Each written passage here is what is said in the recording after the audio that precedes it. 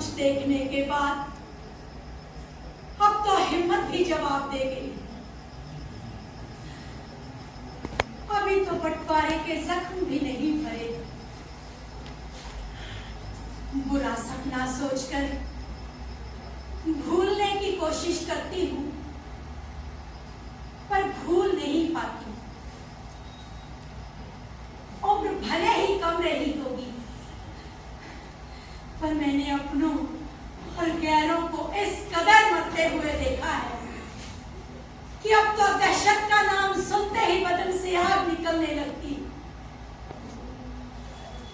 कई लाशें मेरे सामने जैसे गुजरा करने लगती। सब कुछ याद है मुझे, कुछ भी नहीं भूली। गाहे बगाहे यादों के निशान बदन पर इस कदर चुभते हैं और मेरे शरीर को घायल करके अधमरा कर देते हैं। ये कांटे पूरे बदन पर उगाते हैं और मुझे छलनी छलनी कर देते हैं। दंगों का माहौल देखा नहीं जाता। रहम कर मेरे मौला, रहम कर, रहम कर।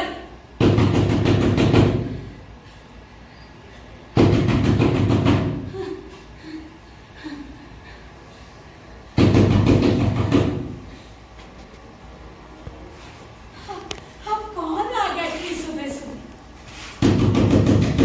बशीर तो अभी काम से घर लौटा है। कह रहा था अम्मा, बाहर हालात बहुत खराब है, घर से बाहर मत निकलना। किसी तरह अल्लाह के फजल से आज बच के आ गए।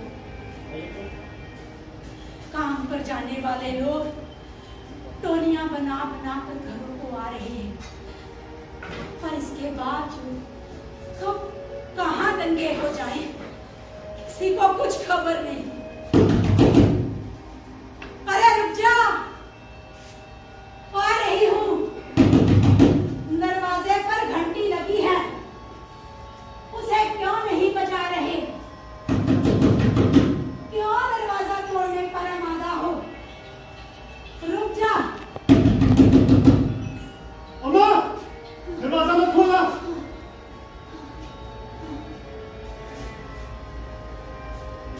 अम्मा, तुम तो जानती हो कि बाहर माहौल बहुत खराब है।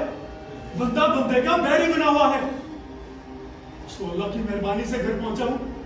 अगर जरा सी चूक हो जाती तो कुछ भी हो सकता था।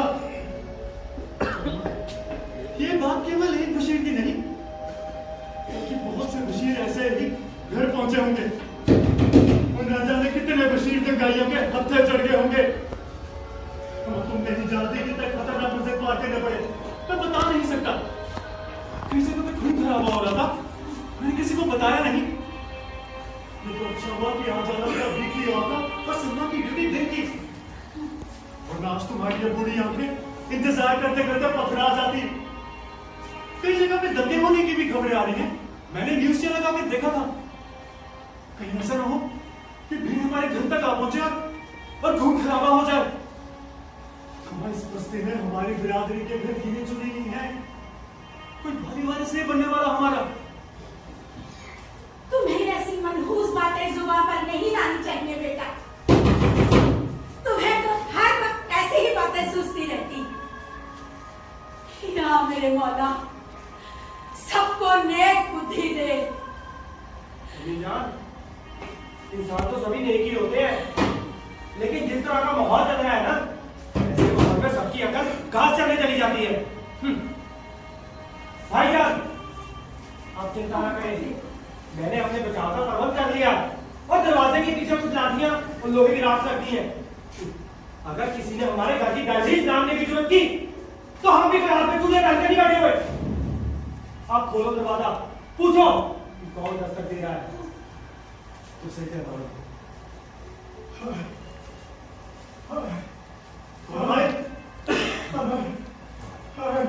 कोई अजनबी हाय हाय करता मालूम हो रहा है।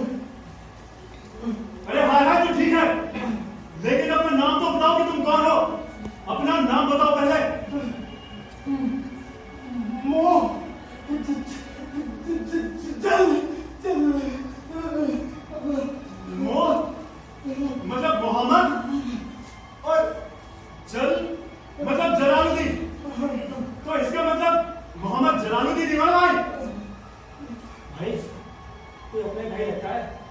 टूटे दरवाजा। मुझे भी यही लगता है।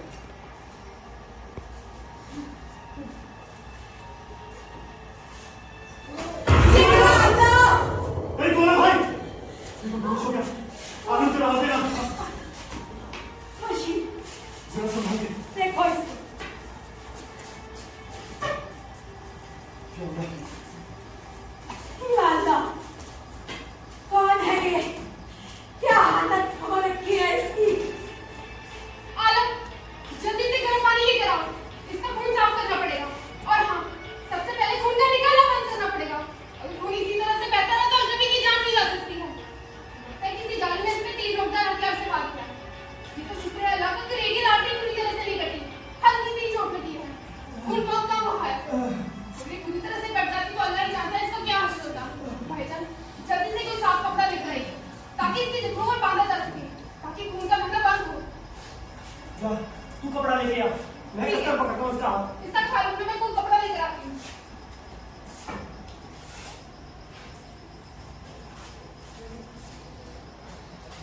आलम, हम इस अजनबी को बिना किसी जान पहचान के पनाह तो दे रहे हैं। कम से कम इसका खत्ता तो चेक कर ले ताकि इसके मुसलमान होने का सबूत मिल सके। इसकी जेब से पर्स निकाल के देखो, शायद इसका नाम पता तो चले कि आखिर ये है कौन और कहाँ से आया है। आजकल हालात तो ऐसे हैं कि कुछ कह ही नहीं सकते। कौन मरने के ख्याल में भेड़िया छुपा बैठा है। बात तो आप सही कह रहे हैं भाईजान। आजकल तो अपनों पर भी कोई भरोसा नहीं रहता। ये तो एक अजनबी है। मैं अभी इसकी जेबें चेक करता हूँ।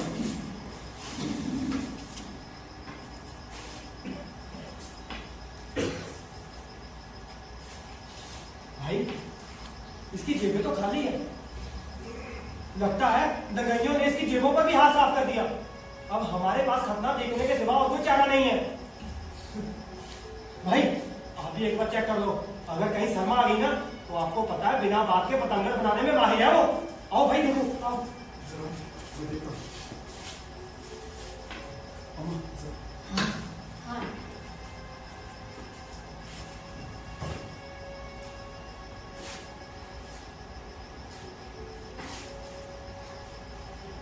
क्या?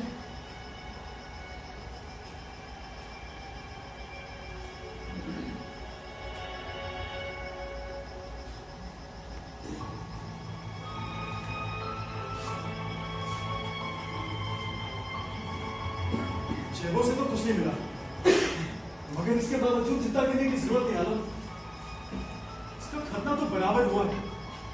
ये हमारे ही नस्ल का बंदा है। उस परवरदिगार ने हमें मौका दिया इसकी सेवा करने का। हमें अपने सच्चे मुसलमान होने का फर्ज निभाना चाहिए। यही वो मुबारक घड़ी है जो हमें अपने मजहब की हिफाजत करने का मौका दे रही है। इसे किसी भी हाल में गंवाना नहीं चाहिए। बात तो आप सही कह रहे हैं भाई, लेकिन आपकी आवाज में इतनी घबराहट किस लिए? आलम, तुम भी तो बाल की खाली तारने पर उतारू हो जाता है। भला ऐसी घड़ी में आवाज बैठेगी नहीं तो क्या बुलंद होगी बेटा? अरे अम्मी,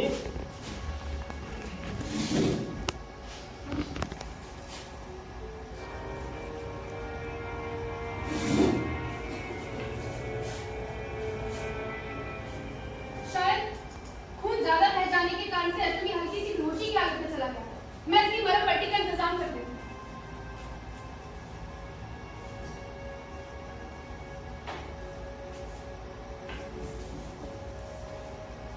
अरे कौन हो भाई? क्या नाम है तुम्हारा? कहां से आए हो? कहां के रहने वाले हो? पहनावे से मुंबई के तुम्हें लगते? अभी ये इस हालत में नहीं है कि सब कुछ आपको बता सके। अगर आप इसका इंटरव्यू लेना चाहते हैं तो उसके ठीक होने के बाद इत्मीनान से लेना। बहुत समय मिलेगा आपको पूछने के लिए। फिर जो मन में आए पूछ लेना। फिक्र क्यों करते हो? ये हमारी मर्जी के बिना कहीं पे भी नहीं जा पाएगा। इसमें इतने मिलने वाली कौन सी बात है? मैं तो साधारण तौर पे इससे इसका परिचय पूछ रहा हूँ बस। तुम तो खामखा बात का बतंगड़ बना रही हो। और वैसे ही बात नई नहीं है, पुरानी आदत है तुम्हारी सलमा। और हाँ, माना कि तुम बड़े अस्पताल में नर्स हो, मगर अपनी ये डॉक्टरी वाली बातें ना अस्पताल में ही छोड़कर आया करो।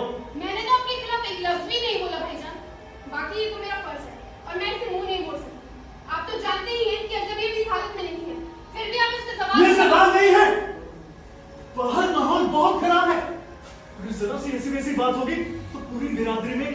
दिखाने के लायक नहीं रहेंगे। और फिर पुलिस को भनक लगी ना तो देने के देने पड़ जाएंगे। और हाँ, अगर मैं चाहता तो इसे दहलीज भी ना लाने देता। भाईजान, आप भी अजीब बातें करते हैं। क्या मैं आपको जानती नहीं? जब तक आप किसी की अच्छी तरह से पोस्टमार्टम नहीं कर लेते, आपको तसल्ली नहीं मिलती। अगर ऐसी ही बात थी तो अजनबी को खतना चेक करने की क्या जरूरत थी? क्या मैं आपको जानती नहीं? तुम तो यहाँ नहीं थी, तो फिर इतने यकीन के साथ कैसे कह सकते हो हम लोगों ने इसका खतना देखा? कैसे? तुम तो जानती हो कि मेरा दिल बड़े कठोर है, लेकिन कब मोम की तरह पिघल जाए ये तो आज तक बशीर खुद भी नहीं जान सका। भाईजान, कहते तो आप मुझे हैं, लेकिन बातें बनाने में भी आपका कोई जवाब नहीं। आपकी ही बहन हूँ, आपको अच्छे से जानती हूँ। खैर, ये बातें तो किसी भी समय की जा सकती हैं।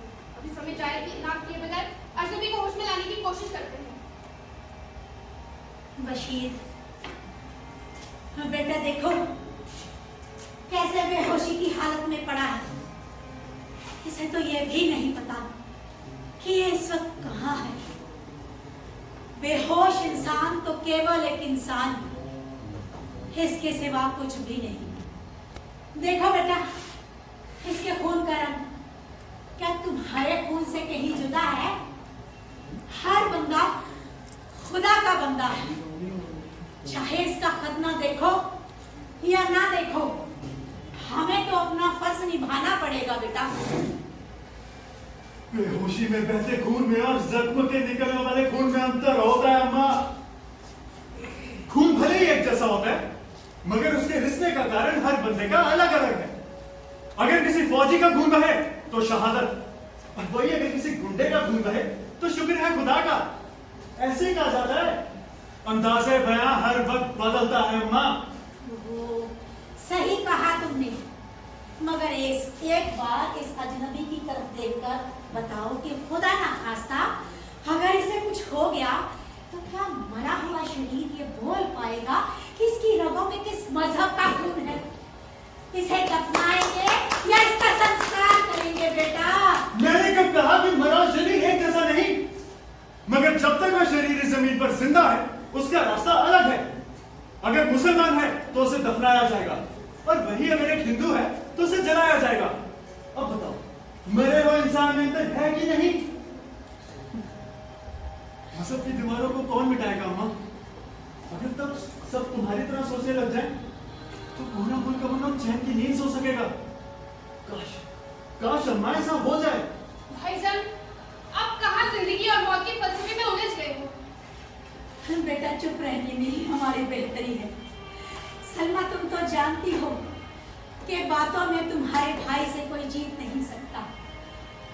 और बच्चों, हमें इस बात का ध्यान रखना होगा कि किसी को कान खबर ना हो कि हमारे घर में किसी अजनबी ने शर्म ले रखी। अगर किसी को पता चल गया तो वो दिन हमारे लिए किसी कयामत से कम नहीं होगा। बच्चों, इस बात का ध्यान रखना। भाईजान, अम्मी सही कह रही है।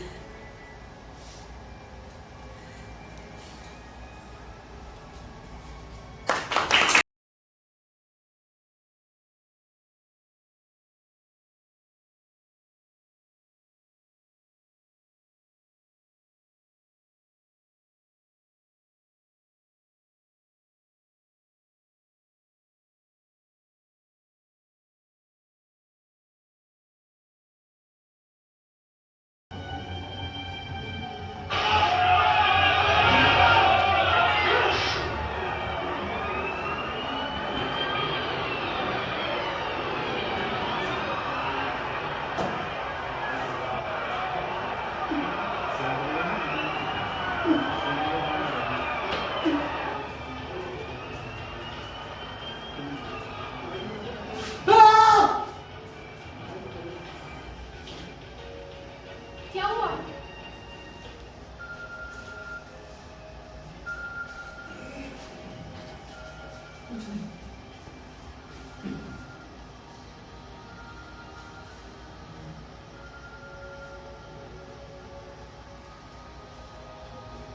अब कैसी करूँगी?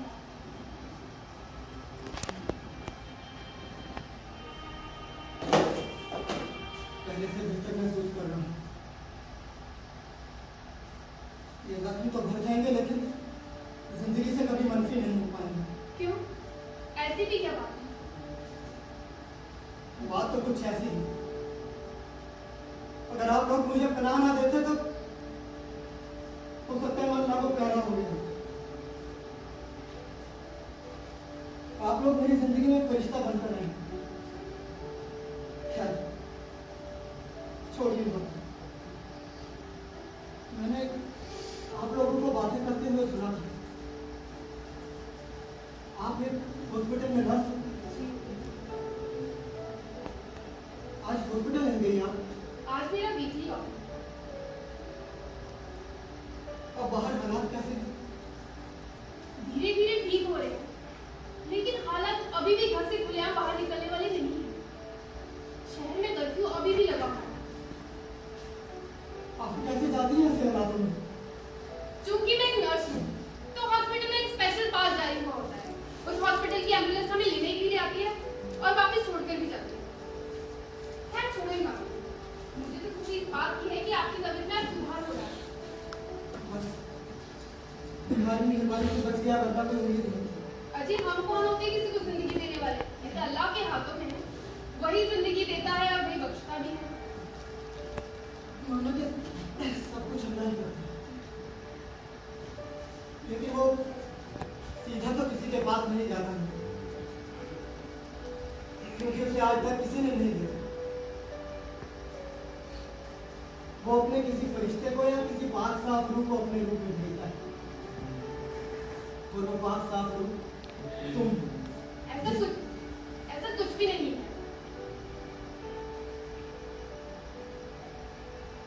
खैर, हाथी का नाटक बदल गया। यही यह हकीकत है। अच्छा एक बात बताओ, आप रहने वाले कहाँ के हैं? इतना तो मैं भी समझती हूँ कि आप इस शहर में अजनबी हैं। और उस दिन आपके साथ ऐसा हुआ क्या था जिस दिन आपने हमारे दरवाजे पे दस्तक दी थी?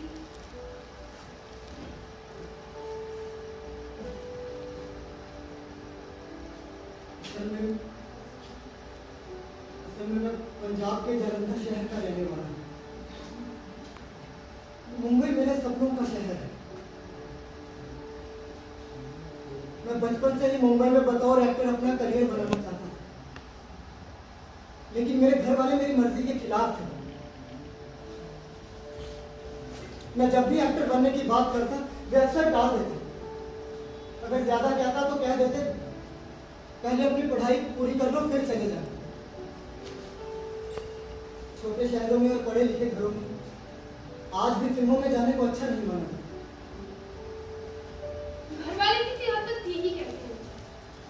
ये एक तिलिस्मी दुनिया है, ये माया नगरी है, जिसकी माया कोई नहीं जान पाया। ये जिसे अपना ले उसका सुख चैन छीन लेती है, और जिसे ना अपनाए उसका सुख चैन छिन जाता है। जब होश आता है तो सुकून के पल ढूंढता है। तब तक सब कुछ हाथ से रेत की तरफ फिसल चुका है। हो सकता है तुम्हारी बात ठीक, लेकिन मैं उस भागम भाग को महसूस करना चाहता हूँ, क्योंकि ख्वाहिशें ही जिंदगी का दूसरा नाम है। खैर, छोड़ो इस बात। मेरी बात तो बीच में रह गई। मेरी पढ़ाई पूरी कर लेने के बाद मैं मुंबई आने के सपने से जोड़ने लगा, लेकिन इस बात को लेकर मेरे घर वालों का विरोध कम नहीं हुआ। वो मुझे कहने लगे, अरे फिल्मों का काम भी को काम है, ये अच्छे लोगों का काम नहीं है। लेकिन मैं उनसे हमेशा कहता, अगर मैं कुछ करूंगा तो एक्टिंग ही करूंगा, इसके सिवा और कुछ नहीं करूंगा। और एक दिन गाड़ी में सीट की रिजर्वेशन घर वालों की मर्जी के खिलाफ करवा दी, क्योंकि मुझे क्या पता कि सिर मुंडाते ही ओले पड़े। तकदीर भी क्या चीज है? तकदीर का क्या है? वह तो पल पल बदलती रहती है। समय वो नहीं रहा तो समय ये भी नहीं रहेगा। जिंदगी है तो समंदर किसी भी पल देखा जा सकता है। आप जब उसके खिलाफ जाने की कोशिश करते हैं तो वह भी अपना रूप दिखाने से पीछे नहीं हटती। खैर, आप हमारे घर तक पहुंचे कैसे? ये बात तो बीच में ही रहेगी। हाँ, असल में जलंधर से गाड़ी में बड़े इत्मीनान से गया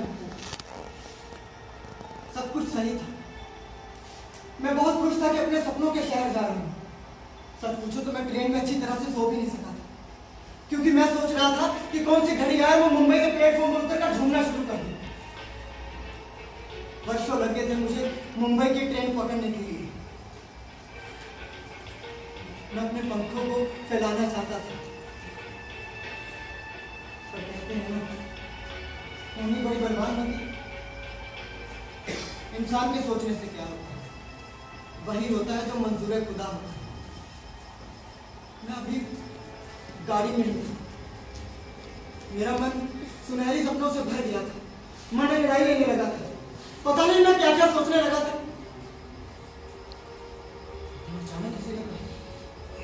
अचानक किसी ने कहा कि मुंबई के एक होटल में बम धमाके हुए, जिनमें कई लोगों की जान चली गई है। पुलिस में और आतंकवादियों में मुठभेड़ अभी भी चालू है। उस होटल में कई विदेशी भी फंसे हुए हैं। सारे शहर में कर्फ्यू लगा दिया गया है ताकि कोई दंगा न भड़क उठे।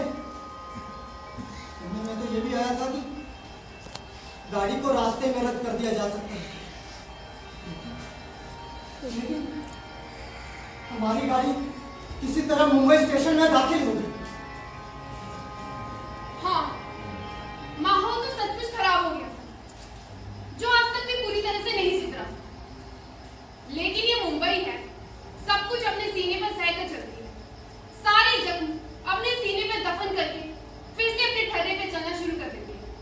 और देखते देखते लोकल ट्रेन इसी तरह से लग जाती है, जिससे ये अंदाजा लगाना मुश्किल हो जाता है कि कभी इसमें कुछ घटा भी था। मुंबई की लाइफ लाइन है लोकल ट्रेन। लेकिन तुम हमारे घर तक पहुंचे कैसे? जिस ट्रेन में मैं सफर कर रहा था वो पो फटने से थोड़ा पहले ही स्टेशन पर पहुंच गई थी। मैं यहाँ रह रहे अपने दोस्त का पता लेकर आया और किसी से पूछकर लोकल स्टेशन पर चला गया। ट्रेन में तो बैठ गया था, लेकिन मेरा दिल जोर जोर से धड़कन कर रहा था। और आखिर वही हुआ जिसका मुझे डर था। अरे कुछ लोग ट्रेन में चढ़े और मुझे अपने पीटने लगे। मेरे तो होश ही पाता हो गए थे। ऐसे लगने लगा कि मौत मेरे सामने खड़ी है। तभी उनमें से एक ने पूछा, तुम्हारा नाम क्या है? तो एक आदमी ने कहा, अरे पूछ क्या रहे हो? इसकी बड़ी हुई गाड़ी बता रही है, ये कौन है? मैंने डरते डरते बड़ी मुश्किल से अपने नाम के पहले अक्षर का पहला लफ्ज ही बोला, मो। एक अनजान व्यक्ति ने कहा, मोहम्मद। तो दूसरे ने कहा, अरे पूरा नाम बता, नहीं तो यही काट कर फेंक देंगे। वो मुझे मारने लगे। मैंने रोते रोते कहा,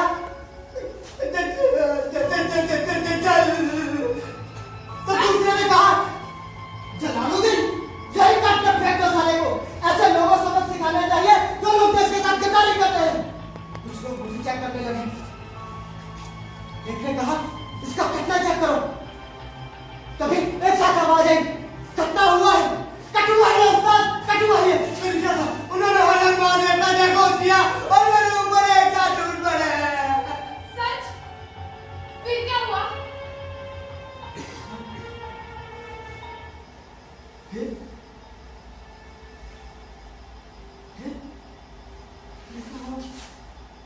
मुझे कुछ अच्छी तरह से याद नहीं। स्टेशन आने से पहले आउटर पर ट्रेन रुकी तो उन लोगों ने मुझे वहीं फेंक दिया।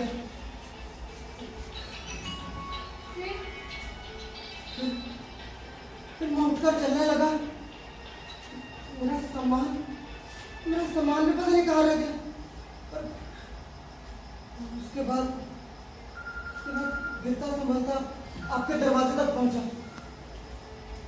इसके बाद जो भी हुआ उसकी बहुत तुम खुद हो। तुम्हारे साथ तो सच में बहुत बुरा हुआ। क्या तुम्हें लगता है कि मैं इसकी गवाह हूँ? कोई शक? नहीं, कुछ नहीं। फिर शक इसलिए? यूं ही कई बार मन में बेमतलब के सवाल उठ खड़े होते हैं। अल्लाह ने मुझे सोचने की ताकत बख्शी है, तो हर वक्त उसका शुक्र अदा करती हूँ कि उसने मुझे अच्छे बुरे सोचने की पहचान की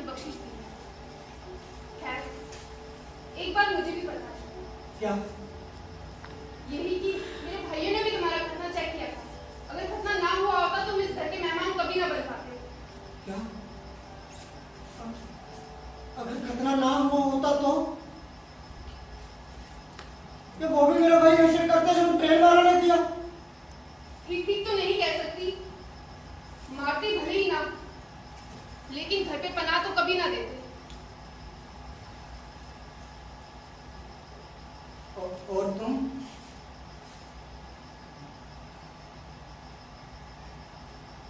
मुझे लगता है कि तुम बहुत थक गई। किसी की तकलीफ को कोई अपनी तकलीफ समझे, दुनिया में ऐसे लोग बहुत ही कम होते हैं। तुम भी उन लोगों में से एक। जाओ सो जाओ, तुम्हें सुबह ड्यूटी पर भी जाना होगा। मैं समझ सकता हूँ कि इन हालातों में एक नर्स की जिम्मेदारी और भी बढ़ जाती है। खुदा।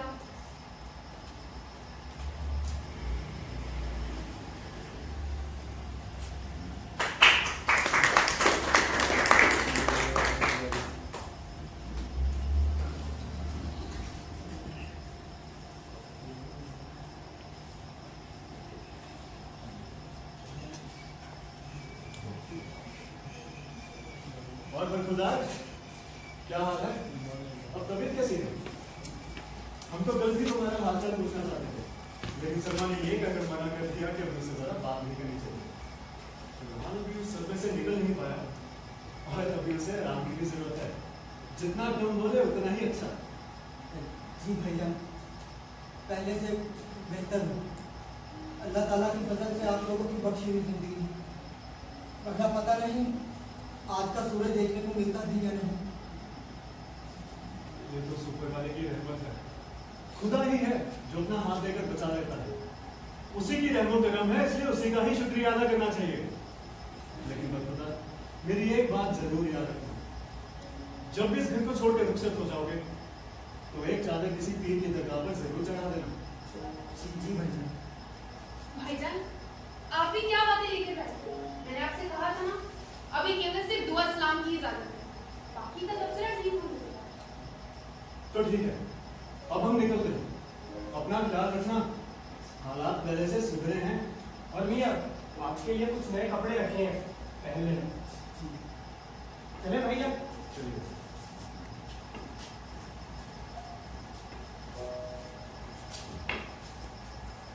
बेटा, और कैसी तबीयत है तुम्हारी? अच्छा मोहम्मद, सलमा बता रही थी कि तुम जालंधर के रहने वाले हो। हाँ माँ जी, मैं जालंधर का ही रहने वाला हूँ। जालंधर में तुम कहाँ रहते हो बेटा? आप जानकर क्या करेंगे? आपको तो जालंधर के बारे में कुछ पता नहीं। तुम्हें किसने कहा? बंटवारे के समय मैं जालंधर कैंप में 2 दिन रही थी। अपने परिवार से बिछुड़ के मैं वहां किसी तरह बचते बचाते लाहौर से पहुंची थी। मेरे परिवार के लोग कहाँ गए, उनकी कोई खबर नहीं। वहां पे एक परिवार ने मुझे पनाह दी थी अपने घर में। अम्मा जी, असल में मैं जालंधर कैंप से नहीं, मैं जालंधर शहर में रहता हूँ। घर कहीं भी पड़ता हो, पर बेटा हाँ, अजनबी को थोड़ा आराम कर दो, अब बातें बहुत हो गई। ठीक है सलमा।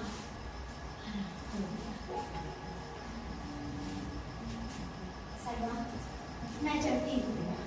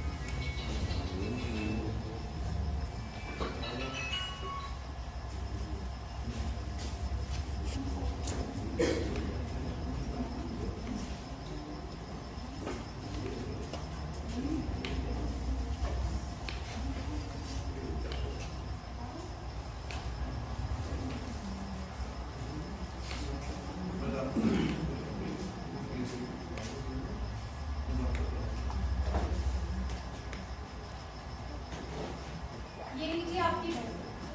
अरे आप लोग मेरे लिए इतना कष्ट क्यों उठाते हो?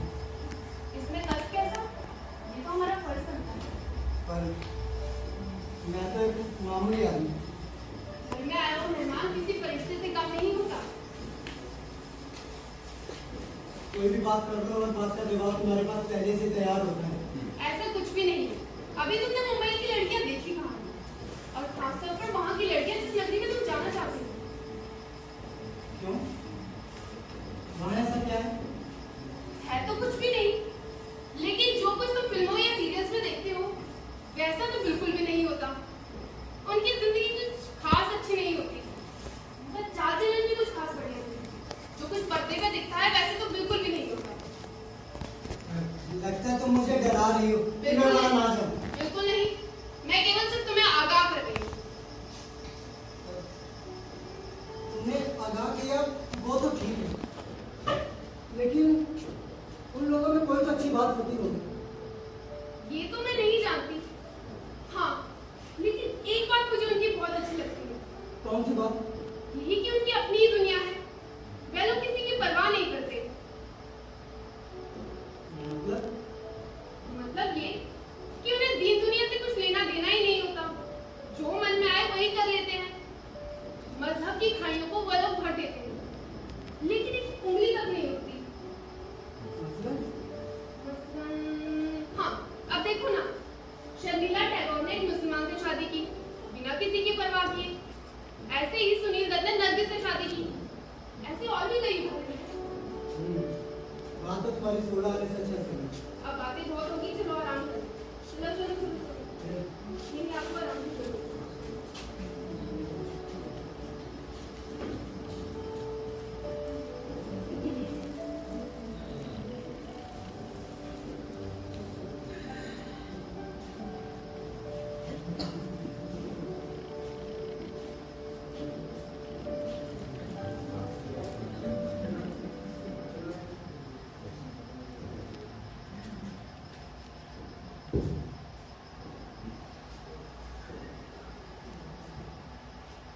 अम्मा, मैं जा रही हूँ।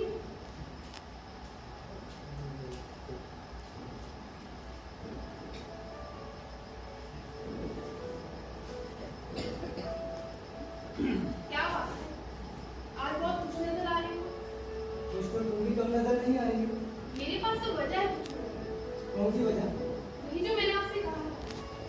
देखो ना, मुंबई फिर से अपने रंग में रंग गई है। हालांकि जिनकी जाने चली गई वह तो लौट कर वापस नहीं आ सकती। इसके बावजूद मुंबई ने फिर से अपनी रफ्तार पकड़ ली है। और मेरी खुशी की वजह इसलिए भी बढ़कर ये है कि इस रफ्तार में लोग सब कुछ भूलकर एक दूसरे के गले मिलना शुरू कर देंगे। और जिस इंडस्ट्री में आप जाना चाहते हैं वहाँ तो भेदभाव बिल्कुल भी नहीं। देखो सिल्वा, मैंने तुम्हें पहले भी कहा है कि मुझे आप कहकर मत पुकारो, लेकिन तुम हो के मानती नहीं। बीच बीच में तुम कहती हो, फिर पता नहीं कहाँ से आप तुम्हारी जुबान पर आ जाता है। वैसे तुम कहती ठीक हो समझ, मैं तो भूल ही जाऊंगी। रही बात इस भेदभाव की, तो ये सारा खेल मिडिल क्लास तक ही सीमित है। अरे इन धंधों में कभी अमीर लोग नहीं मरते, मरता है तो सिर्फ आम आदमी। अरे अमीर लोग तो घरों से बाहर ही नहीं निकलते।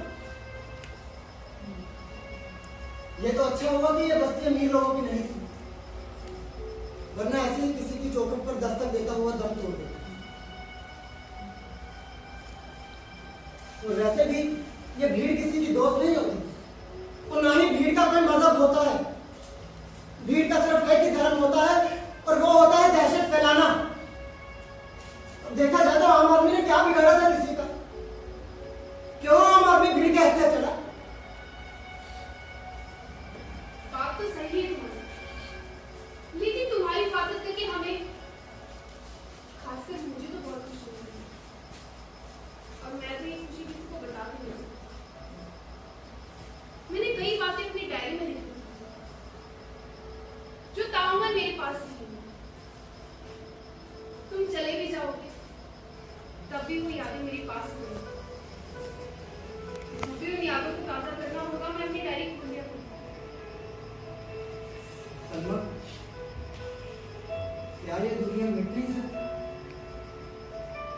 हम इन यादों को इकट्ठे जी नहीं सकते? क्या हम इन यादों के आर पार एक संसार नहीं बसा सकते? क्या हम डायरी में कैद हुए पन्नों को आजाद नहीं करवा सकते?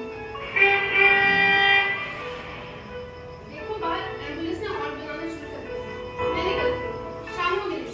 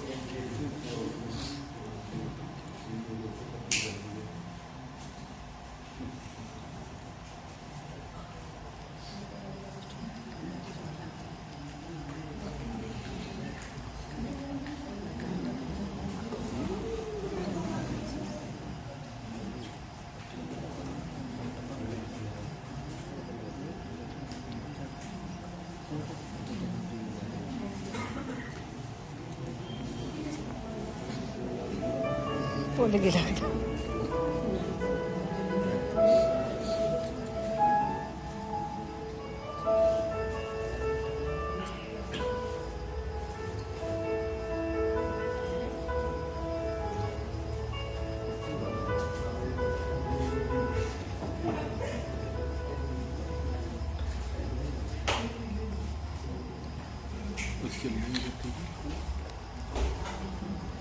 ये लीजिए हल्दी वाला दूध। अम्मा ने दी है। अम्मा कहती है कि हल्दी वाला दूध पीने से जख्म जल्दी हो जाता है। माँ कहती है तो ठीक है, लेकिन तुम क्या कहती हो? तुम तो मेडिकल प्रोफेशन से संबंध रखती हो ना? पुराने टोटके हैं बेटा, इन पर तो यकीन करना ही पड़ता है। रही बात जख्म भरने की, तो वह भी समय के साथ भर जाती है। कहते हैं ना कि समय ही खाक का सबसे बड़ा मकान है। सही कहा अम्मा जी आपने। अरे नाश हो इन अंग्रेजों का। आजादी की लड़ाई में हिंदू मुसलमानों ने इकट्ठे मिलकर खदेड़ा था इन अंग्रेजों को। तुम्हारी बात भी सही है कि भुला पाना थोड़ा मुश्किल होता है।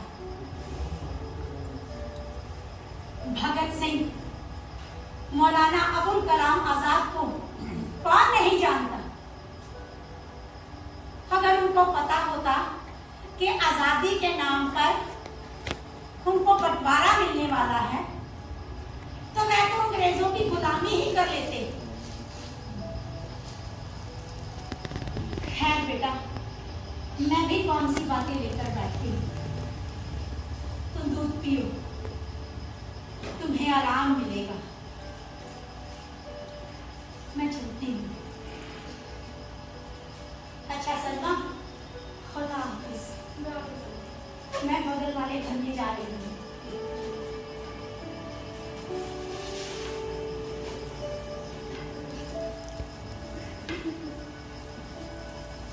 अम्मा की बातों में दम भी है और दर्द भी।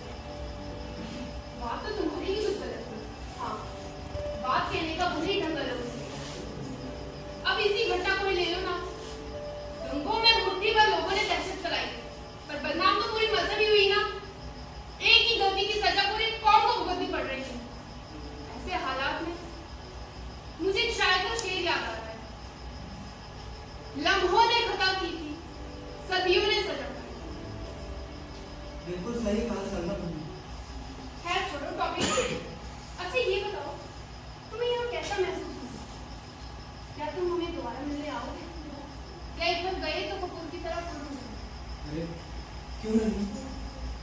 जिंदगी तुम लोगों की दी हुई, मैं जरूर रहूंगा।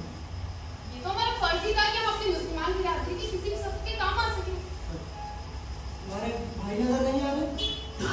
भाईजान बाहर गए, कह रहे थे कि मेहमान का हाल अच्छा हो रहा है और वैसे भी कल से वो अपने अपने काम पे लौट जाएंगे क्योंकि हालात अब सामान्य हो गए हैं। कल घर में दावत होगी। दावत? कैसी दावत? इतना चौंक क्यों गए?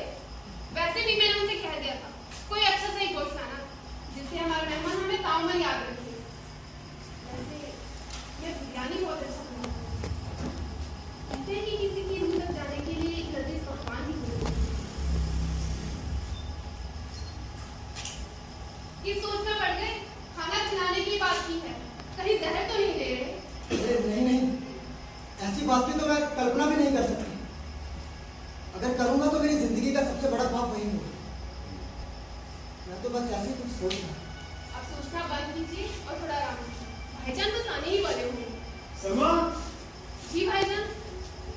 लो सलमा, जो भी सामान तुमने लिखवाया था हम सब ले आए हैं और गोश्त हम उसी दुकान से लाए हैं जहाँ पर लाइन लगा कर लाना पड़ता है। बिरयानी के लिए स्पेशल चावल जो दावत के लिए लाए जाते हैं। सलमा, अब तो मुझे भी लगने लगा कि हमने एक अल्लाह के बंदे को जिंदगी दी। हालांकि जिंदगी तो अल्लाह ने ही बख्शी है, लेकिन पता नहीं क्यों मन को बहुत सुकून मिला है। मेरी अल्लाह ताला से यही दरख्वास्त है कि अब सब सुख हो। आमीन भाईजान। मैं सामान रसोई घर में रख दिया। और हाँ, अब वहाँ के हालात कैसे हैं? हालात तो पहले से सुधरे हैं, मगर अभी पूरी तरह सही होने में बहुत समय लगेगा। बाहर हर मुसलमान को शक की निगाह से देखा जा रहा है। कुछ लोग अपनी पहचान बदल के घर से निकल रहे हैं। ऐसी भी क्या बात है? बात तो बहुत गंभीर है। ये घाव जल्दी भरने वाले नहीं। देखो, ये घाव रिश्ते रहेंगे और हमें इन दिनों की याद आती रहेगी। और अगर याद नहीं भी आई ना, तो कई नेता इन दिनों की याद दिलाते रहेंगे और अपना उल्लू सीधा करके अपना वोट बैंक पक्का करते रहेंगे। इसमें पिसेगी तो आम जनता ही। बात तो आपकी सही है भाईजान, लेकिन किया क्या जाए? लोग हैं कि इतनी सी बात को समझ नहीं पाते। तुम ठीक है सलमा? सलमा, अजनबी कहाँ पर है? भाईजान तो अपनी कमरे में आराम कर रहे हैं।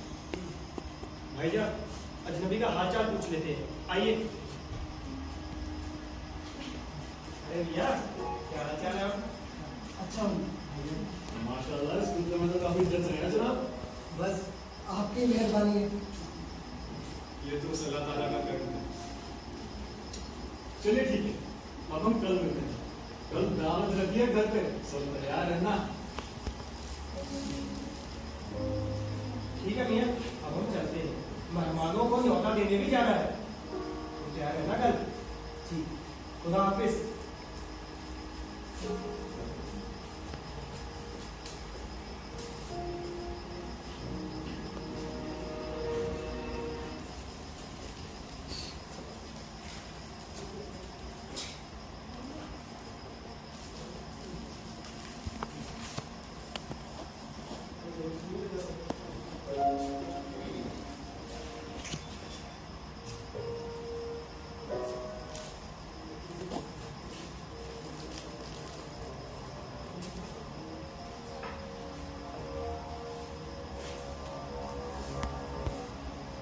सलमा, जी भाईजान और अम्मा नजर नहीं आती? भाईजान अपने दोस्तों को न्योता देने गए और अम्मा बगल वाले रूम में। न्योता? कैसा न्योता? अरे जब भी कोई जश्न का माहौल होता है तो लोग अपनी जान पहचान के लोगों को ही तो बुलाते हैं ना। इस घर में क्या किसी की शादी हो रही है? नहीं, लेकिन तुम्हारा बच्चा ना कि किसी शादी से कम है। कैसी बातें कर रहे हैं आप? क्या मेरे पास जाने पर आप लोगों को ढिंढोरा पीट कर बताओगे कि हमने एक अजनबी की जान बचा ली है? इतना गुस्सा क्यों कर रही हो? कुछ नहीं, बस ऐसे। अब चुप क्यों हो गई? मुझे तुमसे डर लगता है। मुझसे डर लगता है? मुझसे डरने की क्या जरूरत है? मैं तो तुम्हारे घर में ठहरा हूँ और वैसे भी ये जिंदगी तुम लोगों की दी हुई है।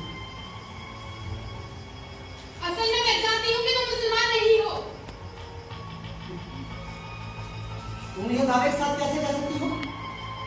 मेरे पास पुख्ता सबूत है, लेकिन ये बात मेरे भाइयों को नहीं पता। उन्हें पता चल गया तो वो भड़क सकते हैं। अगर तुम्हें ये सब कुछ पहले से पता था तो तुमने इतने दिनों तक मुझे बताया क्यों नहीं? मैंने बताना जरूरी नहीं समझा। तो फिर अब कौन सी इमरजेंसी आ गई? इमरजेंसी से भी खतरनाक हालात मेरे घर में पैदा हो गए हैं। क्या तुम्हारे भाइयों को मेरे बारे में पता चल गया? नहीं, अगर पता चल गया होता तो मैं घर से बाहर निकलने का मौका ही नहीं मिलता। मेरी बात सुनो, तुम किसी से कुछ नहीं कहोगे, तुम अपना मुंह बंद रखोगे। तुम्हें नाटक करना होगा। नाटक? कैसा नाटक? एक तो सवाल बहुत पूछते हो, और हाँ, मेरे भाइयों ने सवाल पूछा तो जवाब नहीं दे पाओगे। मतलब ये कि मैं पहले दिन से जानती थी कि तुम मुसलमान नहीं हो, लेकिन ये बात मेरे भाइयों को नहीं पता। उन्होंने तुम्हारा खतना देख लिया था, लेकिन तुम्हारा पर्स गलती से पहले दिन से मेरे पास है। वो सलमा, मैंने तुम्हें बताया था ना कि मैं जैसे ही मैं ट्रेन में चढ़ा तो कुछ लोग ट्रेन में चढ़े। उन लोगों ने मुझसे मेरा नाम पूछा तो मैंने जैसे ही कहा कि मोहम्मद, तो उन्होंने कहा मोहम्मद जलालुद्दीन, तो मुझे वो मुसलमान समझकर मारने की नीयत से बाहर फेंक दिया। यहाँ भी कुछ ऐसा ही हुआ मिस्टर मोहन जालंधरी। यही नाम तुम्हारे विजिटिंग कार्ड पर तुम्हारे फोटो सहित लिखा हुआ है, लेकिन खत्ते वाली बात से तो मैं खुद हैरान हूं। वो असल में बीमारी है, हर्पेस सिम्प्लेक्स। उसकी वजह से सर्कमसिजन हुआ था। उसे आम भाषा में खतना कहते हैं। ओ, तो अब मैं समझी। एक नर्स होने के नाते मैं बेहतर समझ सकती हूँ। अगर तुम समझ सकती हो तो क्यों नहीं मेरे साथ चलती? तुमने मेरी इतनी सेवा की, क्या हम ये जिंदगी एक साथ नहीं गुजार सकते? नहीं, मैं नहीं जा सकती। ना जाने की वजह पूछ सकते? हर बात का जवाब देना मैं जरूरी नहीं समझती। अगर तुम जवाब ना भी दो ना तो मुझे उससे कोई फर्क नहीं पड़ता, लेकिन मैं तो शादी करके धर्म की दूरियों को मिटा देना चाहता हूं ना। क्या हम इंसान होने के नाते नहीं सोच सकते? क्या हम धर्म के बारे में पहले सोचेंगे और बाकी सब कुछ बाद में? मैंने ऐसा तो बिल्कुल नहीं कहा। अगर ऐसा होता तो मैं पहले दिन से घर वालों को तुम्हारे बारे में बता चुकी होती।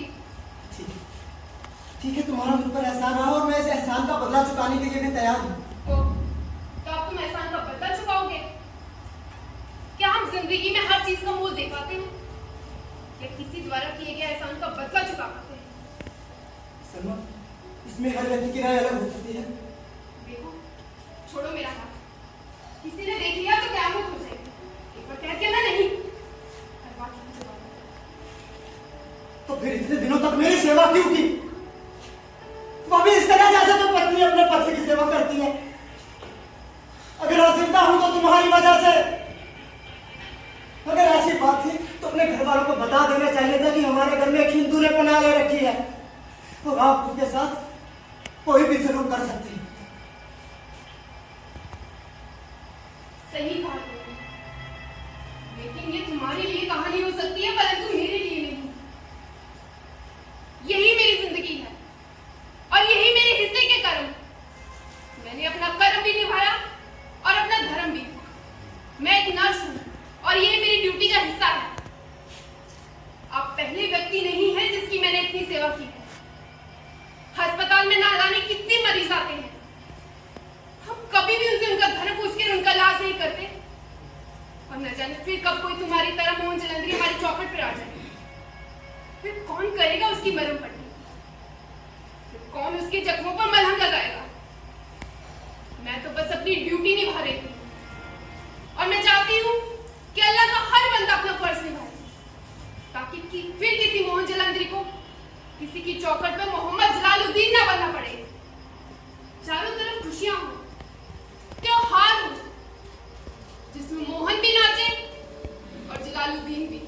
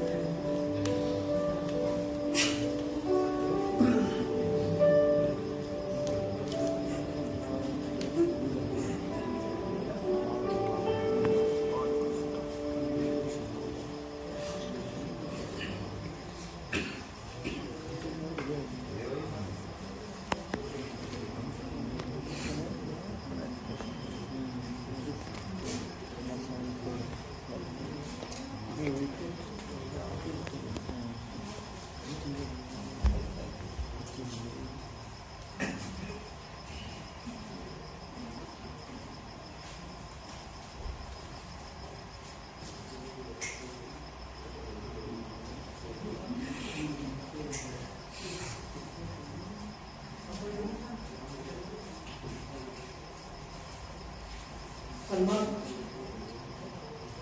मैं तो चाहता था कि तुम भी मेरे साथ चलो, ताकि हम दुनिया के लिए एक मिसाल कायम कर सकें। पर जो फैसला तुमने लिया है, मुझे उससे भी कोई एतराज नहीं। सच पूछो तो मैं सारी रात सो नहीं सका, बस तुम्हारे बारे में ही सोचता था। कई चीजें जिंदगी से बढ़ती हैं। हम जिसे कहते हैं ना कि flash is the larger than life, तो हमारा मिलना और जुड़ना भी किसी के साथ हुआ है।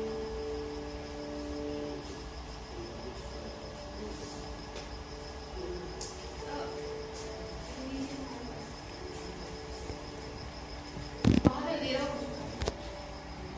जल्दी से बाहर जाके टैक्सी लो और निकलो।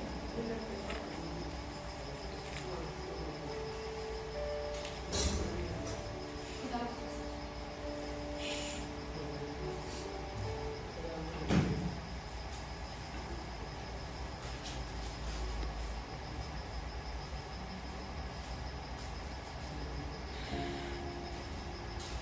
आप लोग फिक्र मत कर सलमा, इस नेक काम में हम सब तुम्हारे साथ हैं। अजनबी जिस दिन आया था उस दिन भी साथ थे और आज भी साथ हैं। खुदा का बंदा था और कितने दिन हम उसे पनाह दे सकते हैं। वैसे हमने उसे पनाह देने में कोई कसर भी नहीं छोड़ी। हमने तो इस बात की भी परवाह नहीं की कि अगर किसी को पता चल गया तो हम पर क्या बीतेगी। हमने सारे रिश्ते बिरादरी को ताक पर रखकर उस खुदा के भेजे हुए फरिश्ते की मदद की है बेटा। तो क्या आप लोग जानते थे कि अजनबी हमारे मजहब का नहीं है? बिल्कुल जानते थे, केवल मैं ही नहीं बल्कि हम सब जानते थे, लेकिन सब एक दूसरे से अनजान उस अजनबी की मदद करने में जुटे हुए थे। क्या आप लोगों ने हमारी बातें सुन ली? बिल्कुल नहीं, बल्कि हम तो पहले दिन से जानते थे कि वो अजनबी हमारे मजहब का नहीं है। वह कैसे? जब पहले दिन तुम कपड़ा लेने गई थी तब मैं उसकी टी शर्ट को थोड़ा ऊपर कर रहा था ताकि दबादब को अच्छे से लगाई जा सके। जैसे ही मैंने उसकी बाजू को थोड़ा ऊपर उठाया तो पाया इसके कंधे के ऊपरी हिस्से में ओम लिखा हुआ था। उसे देखकर एक बारी तो मेरा खून खौल गया था। लेकिन आलम ने और अम्मा ने मुझे ऐसा करने से रोक दिया। अम्मा ने मुझे उसी में कह दिया था कि देख बशीर, इस वक्त इस घायल इंसान का कोई धर्म नहीं है। ये जो व्यक्ति हमारे सामने पड़ा है केवल एक लाचार और बेसहारा व्यक्ति है। इसकी मदद करना हमारा फर्ज बनता है। यही हमारा धर्म भी है और हमारे रसूल का फरमान भी। और वैसे भी उसे देखकर मुझे हमारे अब्बा और अम्मी की याद आ रही है। वे भी तो ऐसी तंगों में फंस गए होंगे।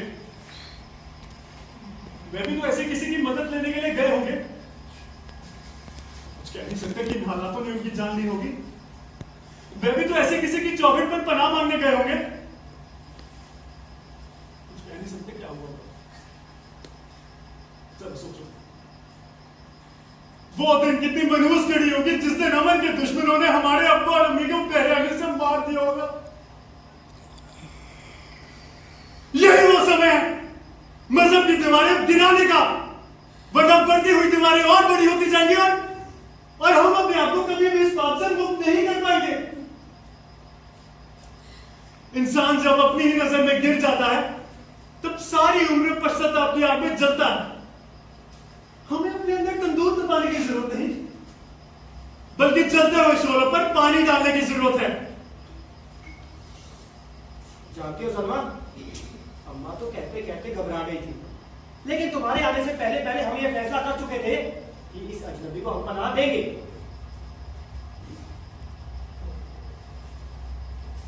लगता है अंधेरा खत्म हो चुका है और वो फट चुकी है।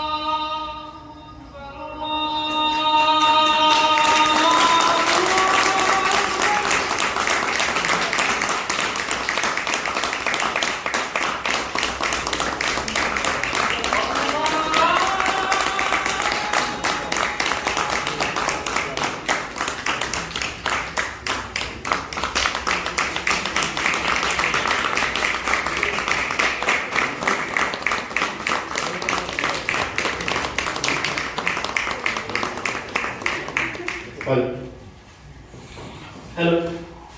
तो ये था नाटक मोहम्मद जलालुद्दीन और आज सभी को विश्व रंगमंच की बहुत सारी शुभकामनाएं। मैं आपका सिर्फ थोड़े समय लूंगा, मैं पात्रों का परिचय करवा दूं। आलम के किरदार में थे संदीप, अम्मा के किरदार में दीपा बहन, बशीर के किरदार में गैरी बारा, सलमा के किरदार में किरण।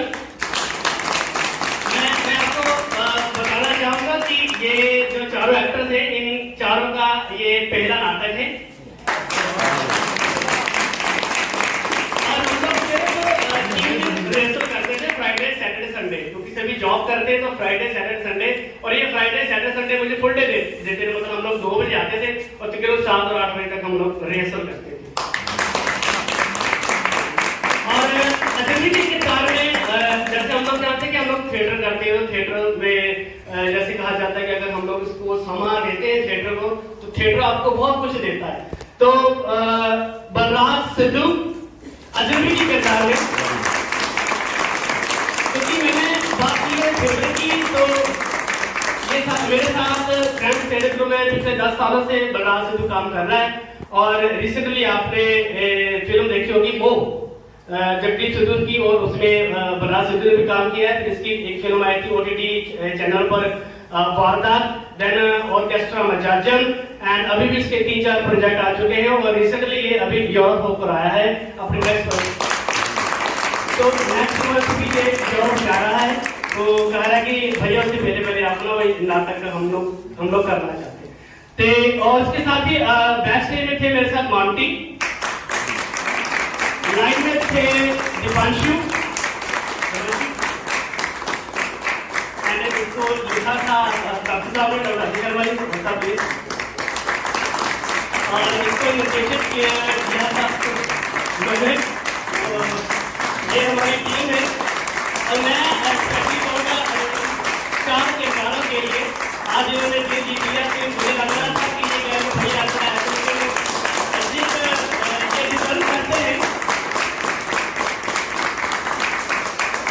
इन्होंने मुझे टाइम दिया, मैंने उनको टाइम दिया और उस टाइम की बदौलत आज ये जो नाटक का मंचन हुआ है बढ़िया। और ये हमारी सेकंड प्रोडक्शन थी मोहम्मद जलालुद्दीन की। ये हमने 29 जून 2019 को इसका पहला शो किया देशभक्त यादगार हॉल में। और आफ्टर लॉकडाउन जब से बात हुई और हमने कहा कि हम लोग वर्ल्ड थिएटर डे पर एक बार और ये नाटक करना चाहते हैं, तो हम लोगों ने एक वर्कशॉप की थी। तो वर्कशॉप में ये कलाकार मिले, तो फिर एक मतलब ऐसा हुआ कि चलो हम लोग नाटक करते हैं, तो फिर दोबारा वही Mohammad Jalaluddin. Thank you ji, thank you. आपको बता दो, मुझे बता के खुशी हो रही कि सारे आर्टिस्ट जो पहली बार से वो नहीं है, सारे आर्टिस्ट हैं बंगाल को छोड़कर। जी थैंक यू, बहुत शुक्रिया आजाद रंगमंच का, थैंक यू। बहुत बहुत शुक्रिया जी। मैं मंच से सदा देना चाहूँगा कि वो चंद लफ्ज़ साढ़े नाल साझे कर जिथे नाटक का उद्देश्य जो साढ़े सामने है, जो सुनेहा है वो कि इंसानियत किसी भी धर्म, किसी भी जात, किसी भी मजहब तो पार है। सो जो ਆਪਾਂ पिछली बार इतने मिले सी ते मैं इथों मंच तो कहा सी कि एक गल की सी ब्लड डोनेशन की कि 23 मार्च बहुत सारे थावां दे उत्ते ब्लड डोनेशन कैंप लगे ते वो चीज़ जिहड़ी है ਤੁਹਾਨੂੰ ਧਰਮਾਂ ਤੋਂ ਪਾਰ ਲੈ ਕੇ ਜਾਂਦੀ ਹੈ, ਇਨਸਾਨੀਅਤ ਤੋਂ ਪਾਰ ਲੈ ਕੇ ਜਾਂਦੀ ਹੈ ਕਿ ਜਦੋਂ ਕਿਸੇ ਨੂੰ ਤੁਹਾਡੇ ਖੂਨ ਦੀ ਜ਼ਰੂਰਤ ਹੈ ਫਿਰ ਤੁਹਾਡਾ ਮਜ਼ਹਬ ਨਹੀਂ ਦੇਖਿਆ ਜਾਂਦਾ। ਸੋ ਅੱਜ ਦਾ ਜਿਹੜਾ ਪਦਾਰਥਵਾਦੀ ਮਾਨਵ ਹੈ ਉਹ ਖੁਦ ਆਪਣੀ ਲੋੜ ਦੇ ਲਈ ਇਹਨਾਂ ਬੰਦਿਸ਼ਾਂ ਨੂੰ ਤੋੜਦਾ ਜਾ ਰਿਹਾ ਹੈ। ਜਿੱਥੇ ਭਾਵਨਾਤਮਕ ਸਾਂਝ ਹੈ ਉੱਥੇ ਪਦਾਰਥਕ ਸਾਂਝ ਵੀ ਹੈ। ਸੋ ਕਿਸੇ ਕਰਕੇ ਵੀ ਇਹ ਸਾਂਝ ਬਣੀ ਰਹੇ, ਕਾਰਨ ਚਾਹੇ ਕੋਈ ਵੀ ਹੋਵੇ। ਸੋ ਇਹ ਜਿਹੜੀਆਂ ਬੰਦਿਸ਼ਾਂ ਨੇ ਇਹ ਨਹੀਂ ਹੋਣੀਆਂ ਚਾਹੀਦੀਆਂ। ਸੋ ਸਾਨੂੰ जिंदगी में एंजॉय करना चाहिए। जिंदगी जिंदाबाद, रंगमंच जिंदाबाद। तो बहुत बहुत बधाई अशोक कल्याण जी की बड़ी अच्छी प्रोडक्शन इन्होंने सानू दिखाई है। सो मंच से सदा देना चाहेगा डॉक्टर दविंदर कुमार जी उन्होंने कि अज दे ਜਿਹੜਾ ਸਾਰਿਆਂ ਦਾ ਵੋਟ ਆਫ ਥੈਂਕਸ ਵੀ ਤੇ ਨਾਲ ਸਾਰਿਆਂ ਨੂੰ ਆਸ਼ੀਰਵਾਦ ਵੀ ਦੇਣ ਇਹਨਾਂ ਕਲਾਕਾਰਾਂ ਨੂੰ, ਕਿਉਂਕਿ ਇਹਨਾਂ ਦੀ ਛੱਤਰ ਥਾਂ ਇਹ ਪਲ ਰਹੇ ਬੂਟੇ ਨੇ। ਸੋ ਜਿਹਨਾਂ ਨੂੰ ਇਹਨਾਂ ਦੇ ਜਿਹੜੇ ਲਫ਼ਜ਼ ਉਹ ਖਾਦ ਦਾ ਕੰਮ ਕਰਦੇ ਆ ਤੇ ਬੂਟੇ ਫਲਦੇ ਫੁੱਲਦੇ ਰਹਿਣਗੇ। डॉक्टर देवेंद्र कुमार जी।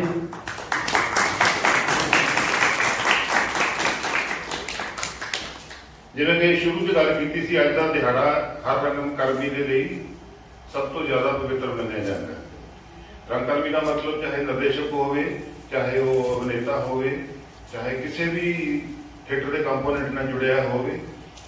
ਥੋੜੀ ਜਿਹੀ ਗੱਲ ਕਰ ਦਈਏ, ਸ਼ਾਇਦ ਸਾਰੇ ਕਲਾਕਾਰ ਦੇ ਥੀਏਟਰ ਦੇ ਪੂਰੇ ਨਹੀਂ ਹੁੰਦੇ। ਇਹ 1962 ਦੇ ਵਿੱਚ ਸ਼ੁਰੂ ਹੋਇਆ ਸੀ। ਫਿਨਲੈਂਡ ਦੇ ਵਿੱਚ ਪਹਿਲੀ ਵਾਰੀ ਇੱਕ ਜਾਨ ਆਰਕੀਆ ਜਿਸ ਨੇ ਪਹਿਲੇ ਦਿਨ ਇੱਕ ਮੈਸੇਜ ਦਿੱਤਾ। ਹਰ ਸਾਲ ਅੱਜ ਦੇ ਦਿਹਾੜੇ ਤੇ ਇੱਕ ਮੈਸੇਜ ਆਉਂਦਾ ਦੁਨੀਆ ਦੇ ਵਿੱਚ। ਜਿਵੇਂ ਇਸ ਸਾਲ ਦਾ ਜਿਹੜਾ ਮੈਸੇਜ ਹੈ, theatre and culture for piece. ਸਾਰਾ ਸਾਲ ਦੁਨੀਆ ਭਰ ਦੇ ਹਰ ਜ਼ੁਬਾਨ ਦੇ ਥੀਏਟਰ ਦੇ ਵਿੱਚ ਇਸ ਥੀਮ ਤੇ ਨਾਟਕ ਕੀਤੇ ਜਾਣੇ। ਨਾਟਕ ਕੋਈ ਵੀ ਕਰੀਏ ਅਸੀਂ, ਪਰ ਥੀਮ ਦੇ ਰਹੇਗਾ। ਹਰ ਸਾਲ ਕੋਈ ਨਾ ਕੋਈ ਥੀਮ ਆਉਂਦਾ।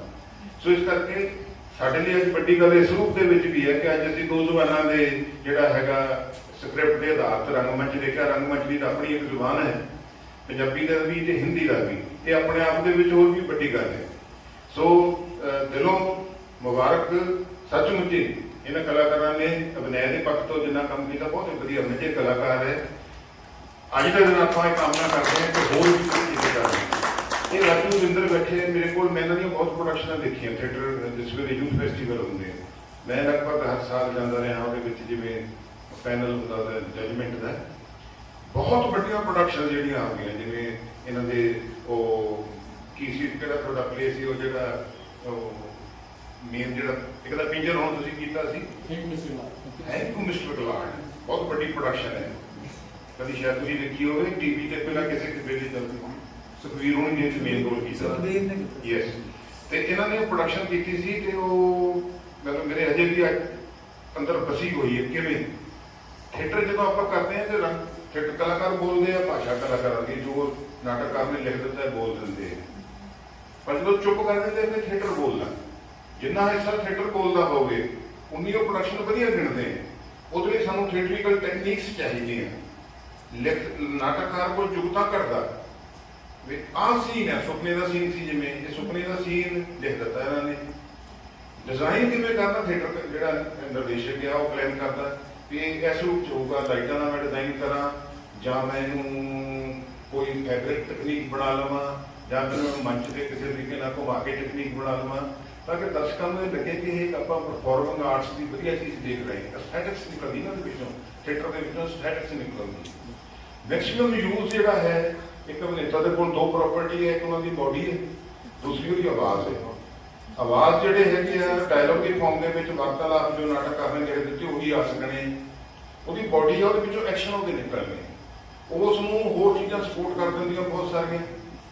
ਲਾਈਟ ਸਪੋਰਟ ਕਰਦੀ ਹੈ, ਮੇਕਅਪ ਉਹਨੂੰ ਸਪੋਰਟ ਕਰਦਾ, ਸੰਗੀਤ ਉਹਨੂੰ ਸਪੋਰਟ ਕਰਦਾ, ਜਾਂ ਉਹਦੀ ਜਿਹੜੀ ਐਂਟਰੀ ਐਗਜ਼ੈਕਟ ਜਿਹੜੀ ਹੈਗੀ ਉਹ ਸਪੋਰਟ ਕਰਦੀ ਹੈ, ਕਿਵੇਂ ਕਿਵੇਂ ਉਹਦੇ ਨਾਲ ਚੱਲਣਾ।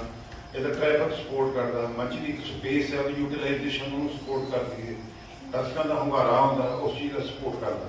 ਇਹ ਸਾਰੀਆਂ ਚੀਜ਼ਾਂ ਦੀ ਕਲਪਨਾ ਨਾਟਕਕਾਰ ਲਿਖਣ ਵੇਲੇ ਕਰਦਾ, ਨਿਰਦੇਸ਼ਕ ਉਹਨੂੰ ਡਿਜ਼ਾਈਨ ਕਰਨ ਵੇਲੇ ਕਰਦਾ। ਸੋ ਮੈਂ ਉਪਦੇਸ਼ਾਤਮਕ ਗੱਲਾਂ ਨਹੀਂ ਕਰਦਾ ਕਿਉਂਕਿ ਅਸੀਂ ਥੀਏਟਰ ਦੇ ਵਿੱਚ ਇਸ ਕਰਕੇ ਇਹ ਗੱਲਾਂ ਕਰਦੇ ਹਾਂ ਕਿ ਇਹ ਪ੍ਰੋਡਕਸ਼ਨ ਜਿਹੜੀ ਆਪਣੇ ਆਪ 'ਚ ਬਹੁਤ ਵਧੀਆ ਹੈ। ਇਹਦੇ ਵਿੱਚੋਂ ਜ਼ਰੂਰੀ ਨਹੀਂ ਹੁੰਦਾ ਅਸ਼ੋਕ ਜੀ, ਜ਼ਰੂਰੀ ਨਹੀਂ ਹੁੰਦਾ ਨਾਟਕਕਾਰ ਦਾ ਇੱਕ ਆਪਣਾ ਵਿਜ਼ਨ ਹੈ। ਜੇ ਇਸ ਪ੍ਰੋਡਕਸ਼ਨ ਨੂੰ ਮੈਂ ਕਰਾਂ ਤਾਂ ਮੈਂ ਆਪਣੇ ਹਿਸਾਬ ਨਾਲ ਕਰੂੰਗਾ। ਇਹ ਤੁਹਾਡੀ ਹੈ ਇਸ ਵੇਲੇ ਮੰਚ ਦੇ ਉੱਤੇ ਇੱਕ ਡਾਇਰੈਕਟਰ ਦੀ ਪ੍ਰੋਡਕਸ਼ਨ ਹੈ। ਉਹਨਾਂ ਦਾ ਕੰਮ ਲਿਖਣ ਤੇ ਖਤਮ ਹੋ ਗਿਆ।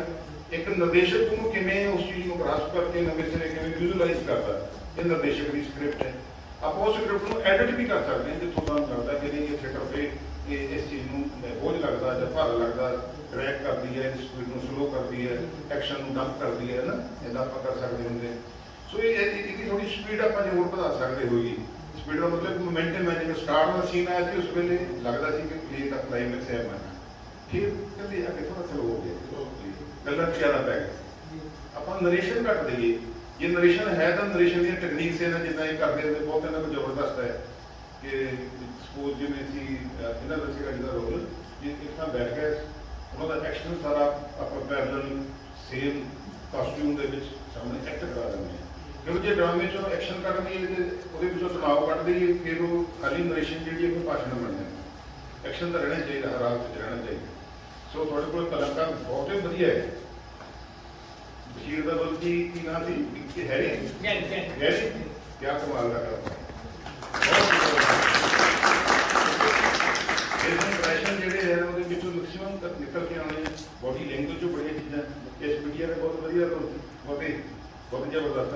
ਇਹਨਾਂ ਦੇ ਜੇ ਵੋਕਲ ਤੇ ਥੋੜਾ ਹੋਰ ਵਰਕ ਹੋ ਜਾਵੇ ਉਹਦੇ ਤੋਂ ਵੀ ਇਹ ਤਾਂ ਚਲੋ ਕਲਾਕਾਰ ਵੱਡੇ ਹੀ ਹੈ ਉਹਨਾਂ ਦਾ ਅੰਦਰ ਵੀ ਸਾਡਾ ਵੀ ਸਾਡਾ ਤਾਂ ਵਧੀਆ ਸੀ ਉਹਨਾਂ ਦੇ ਬਹੁਤ ਖਰਾਬ ਵਧੀਆ ਸਕ੍ਰਿਪਟ ਸਾਡੇ ਕੋਲ ਬਹੁਤ ਵਧੀਆ ਹੈ ਥੀਏਟਰ ਦੀਆਂ ਟੈਕਨੀਕਸ ਦੇ ਵਿੱਚ ਉਹ ਸਾਡੇ ਬਹੁਤ ਵਧੀਆ ਹੈ ਤੁਹਾਨੂੰ ਅਸੀਂ ਵਧਾਈ ਦਿੰਦੇ ਹਾਂ ਤੁਸੀਂ ਇੱਥੇ ਆਏ ਤੇ ਅੱਜ ਕੁਝ ਥੋੜੇ ਘਰੇਲੂ ਕਾਰਨਾਂ ਕਰਕੇ ਆਪਣਾ ਭਰਮਾ ਕੱਟ ਨਹੀਂ ਕਰ ਸਕੇ ਸ਼ਾਇਦ ਤੁਹਾਡੇ ਨਾਲ ਗੱਲ ਕੀਤੀ ਹੋਵੇ ਰਣਜੀਤ ਹੋਣੀ ਸੋ ਆਪਾਂ ਫਿਰ ਚਾਹਾਂਗੇ ਕਦੀ ਫਿਰ ਤੁਹਾਨੂੰ ਸੱਦੀਏ ਰੱਜ ਕੇ ਦੇਖੀਏ ਤੁਹਾਨੂੰ ਇੱਕ ਕਲਾਕਾਰ ਨੂੰ ਦਿਓ ਸਪੇਸ ਪੂਰੀ ਉਹਨੇ ਐਕਟਿੰਗ ਕਰਨ ਦੀ ਹੈ ਬੇਸ਼ੱਕ ਕੋਈ ਵੀ ਹੋਰ ਤਿਆਰ ਕਰਕੇ ਜਾਓ ਜਦੋਂ ਵੀ ਤੁਹਾਨੂੰ ਲੱਗੇ ਆਪਣੇ ਕਰਦੇ ਰਹਿੰਦੇ ਐਕਟਿਵਿਟੀ ਸਦਾ ਹੀ ਚੱਲਦੀਆਂ ਤੇ ਮਜ਼ਾ ਆ ਗਿਆ ਦੇਖ ਕੇ ਸੋ ਤੁਹਾਡੇ ਬਹੁਤ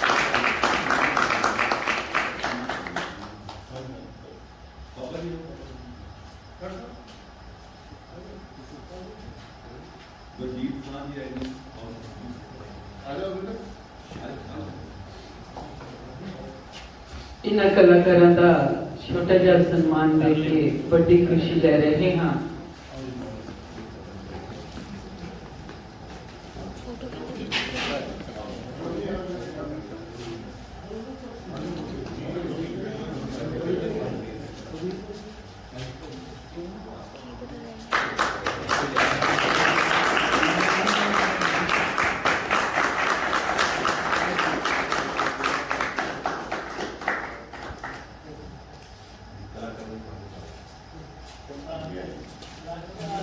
नाम लिख लेना बस अपने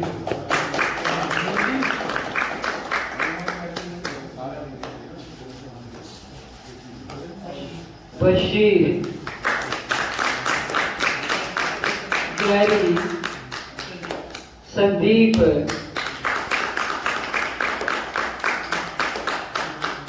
सनम सीमा मैडम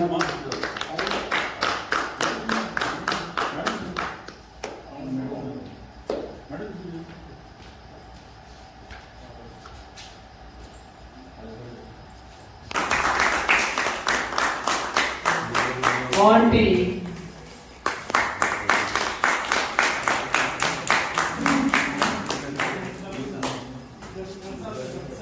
डॉक्टर साहब अजय शर्मा,